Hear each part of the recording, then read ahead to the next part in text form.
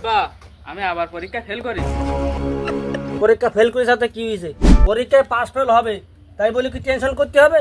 আরে বাজান আমার ঘামে গেছে। বাজান তুমি ঘরে যাই রেস্ট করো, আমি তোমার জন্য নাস্তার ব্যবস্থা করতেছি।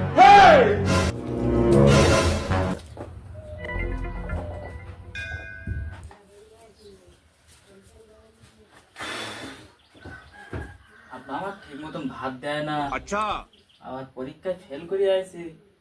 আব্বা বললো ঘরে যেয়ে বসু নাস্তার ব্যবস্থা করতেছি। বিষয়টা কিরম লাগতেছে? আমার তো গোলা শুরু একটু পানি খাই। ধুর, পানিও নেই, পানি আনি।